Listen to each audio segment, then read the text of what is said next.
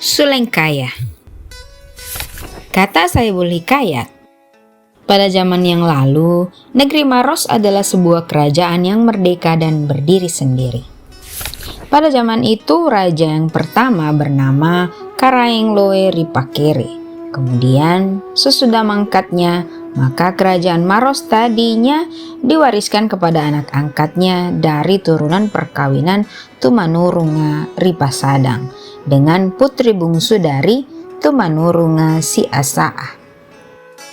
Begitulah seterusnya, pemerintahan berjalan bertahun bahkan berabad lamanya. Menurut cerita batas jajahan kerajaan Maros pada waktu itu, sebelah utaranya dengan sungai Binanga Sangkata, sebelah timurnya dengan raja di pegunungan, tidak termasuk distrik Cendrana, Laya, Camba, Malawa, dan seterusnya Gantarang, Matinggi, Langi, dan Wanuawaru. Sebelah selatannya dengan Tanra Lili berbatas dengan kerajaan Talo dan sebelah baratnya dengan Selat Makassar. Karaeng di Maros dibantu oleh 4 orang anggota adat yang disebut Todo Apaka. Tiap-tiap kepala adat ini bergelar Sulewatang seperti Sulewatang Wara, Sulewatang Tangkuru, Sulewatang Raya, dan Sulewatang Laut. Pada zaman itu, raja di negeri Goa berangan-angan senantiasa hendak memperlebar jajahannya. Kerajaan negeri Maros pun tidak terlepas daripada perhatiannya, sehingga Sombaya di Goa mengadakan perang dengan menyerang kerajaan Maros, tetapi tentara kerajaan Goa tidak dapat mengalahkan pertahanan tentara kerajaan Maros. Keadaan yang demikian, maka Sombaya di Goa hendak mengadakan siasat lain agar kerajaan Maros dapat ditaklukkan dan dimasukkan ke dalam wilayah kekuasaannya. Suatu waktu, Raja Goa memanggil ahli nujumnya yang bernama Boto Lempangan. Sesudah Boto Lempangan berada di hadapan Raja Goa, bertanyalah Sombaya kepada Boto Lempangan. Katanya, "Hai Boto Lempangan, terangkanlah kepadaku, adakah kemungkinan kerajaan Maros dapat kutaklukkan, kumasukkan dalam jajahanku? Kalau mungkin, dengan siasat bagaimanakah dapat kulaksanakan maksud itu?" Mendengar pertanyaan Raja Goa yang demikian itu, lalu Boto Lempangan menjawab, "Ya tuanku, kalau tuanku hendak menaklukkan kerajaan Maros dengan kekerasan dan kekuatan senjata, menurut pendapat Pati, tidak mungkin tuanku capai. Hanya jalan satu-satunya untuk menaklukkan Maros tiada lain dengan jalan perkawinan." Mendengar sembah Boto Lempangan demikian itu, lalu raja pun termenung sambil memikirkan benar tidaknya kata-kata Boto Lempangan. Sudah raja berpikir, dibenarkannya lah ramalan Boto Lempangan. Kemudian Raja Goa mengadakan perjanjian perdamaian dengan pemerintah di Maros, yang mana perjanjian tadi disambut oleh orang-orang Maros dengan keriangan. Sebab itu adalah tanda persahabatan, tidak akan mengadakan perselisihan yang mungkin menimbulkan peperangan yang akibatnya membinasakan penduduk dan merugikan negeri. Tidak lama kemudian, sesudah perjanjian tadi berlaku, Raja Goa memerintahkan utusannya ke Maros meminang putri dari Raja Maros untuk dikawinkan dengan putranya. Permintaan tersebut disambut dengan gembira di Maros. Lalu Raja Goa mengawinkan putranya dan turunan dari perkawinan tadi menjadi raja di Maros. Raja yang terakhir memerintah di Maros bernama Tunipasuru, adalah keturunan putra Raja Goa yang dikawinkan di Maros dan dibantu oleh 4 orang anggota adat yang diberi sebutan Todo Apaka Rimarusu, yang berjalan beberapa tahun sampai berakhirnya peperangan Goa dengan Bone. Kata yang mempunyai cerita, sesudah perkawinan putra Raja Goa dengan putri Raja Maros yang dilangsungkan menurut adat kebesaran raja-raja, berangkatlah kembali putra Sombaya ke Goa, ke tempat asalnya dengan membawa istrinya. Setelah Putri Maros berdiam di istana mertuanya yaitu Sombaya Rigoa, suatu waktu diadakanlah pesta adat di istana Sombaya yang dihadiri oleh semua raja dan orang-orang besar dari daerah bawahan yang takluk pada kerajaan Goa yang biasa disebut Karaeng Palili. Mereka datang bersama lambang kebesaran daerahnya yang pada ketika itu Putri Maros turut hadir, tidak dengan membawa atau memakai lambang kebesaran kerajaan negerinya. Baru saja pertemuan selesai, datanglah Sombaya Rigoa menemui menantunya, putri dari Maros tadi, dengan ucapan, "Ku ketahui benar Ananda Putri adalah orang mulia di negerimu. Apa sebabnya kehadiran Ananda tanpa memakai lambang-lambang kebesaran negerimu?" Mendengar teguran Sombaya Rigoa itu, Putri Maros timbul perasaan malunya kepada Sombaya Rigoa. Untuk menghilangkan perasaan malu itu, maka putri pun berikhtiar hendak kembali ke Maros memohon kepada ayahandanya Karaeng Marusu agar dapat diberi izin membawa sebuah lambang besaran kerajaan Maros ke Goa. Keinginannya hendak kembali ke Maros disampaikan kepada suaminya.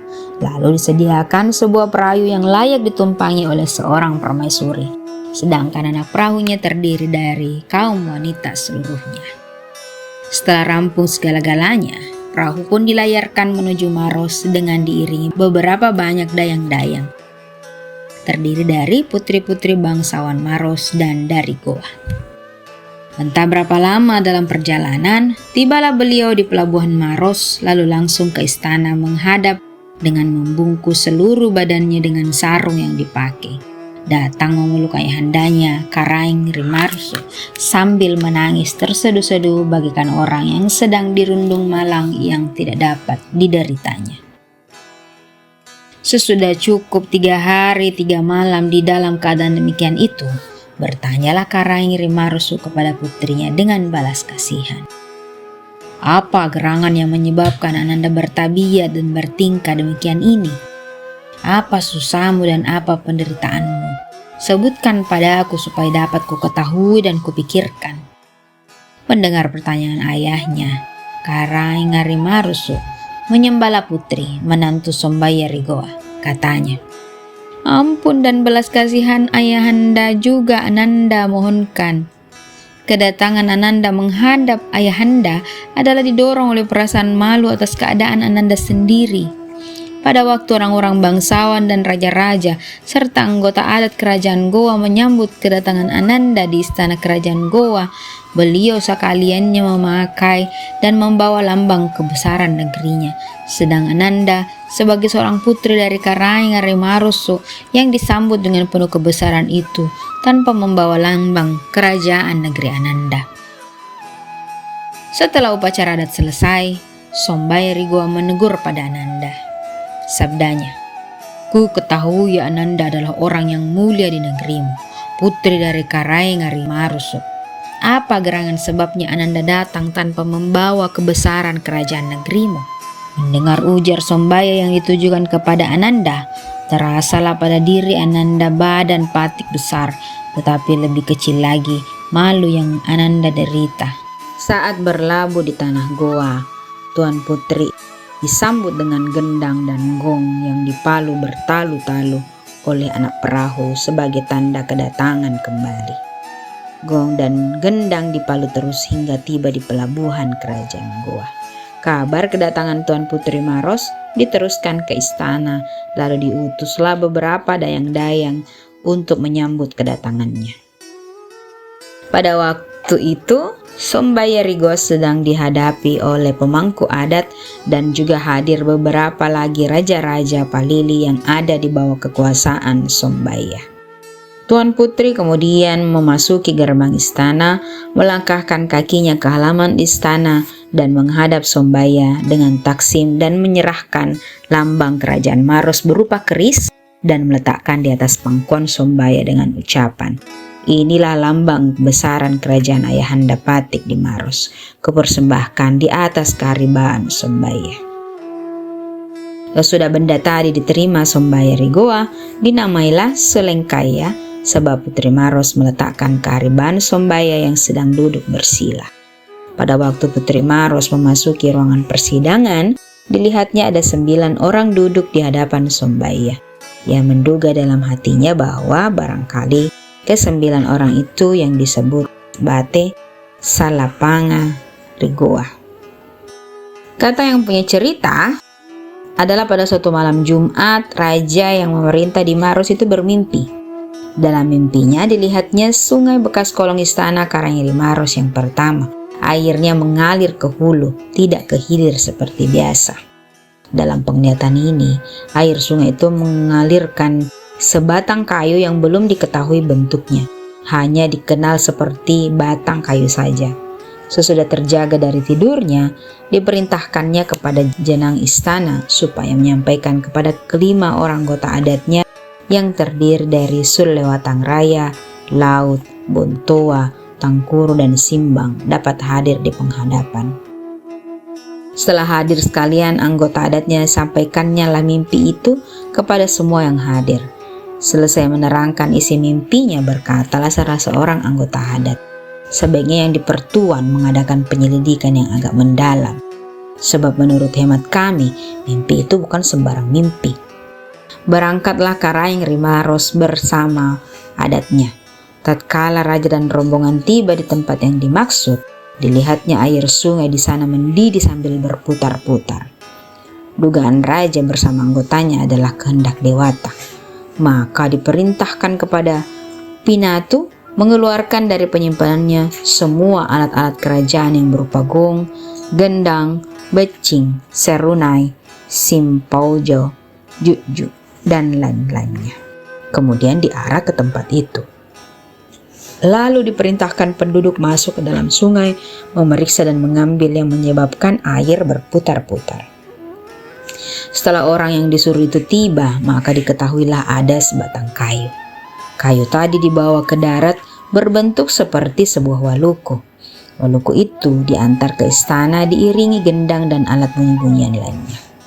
Tatkala tiba di istana, maka waluku disimpan di atas selengkiang bersama alat-alat kerajaan Maros lainnya. Mulai sejak adanya waluku itu, tiap tahun bila orang akan mulai bersawah, digunakanlah untuk membajak sawah milik kerajaan Maros untuk 1 kali keliling sebagai tanda mulai turun sawah. Diteruskan mengerjakan dengan mempergunakan waluku biasa saja. Waluku arajang itu sudah dipergunakan menggores sawah-sawah kerajaan 1 kali keliling, dibawa kembali ke tempatnya semula, disimpan menurut adat dan kebiasaan sesuai dengan faham dan pengertian Pinatinya yang diramaikan dengan gong, gendang, dan serunai serta peralatan lainnya.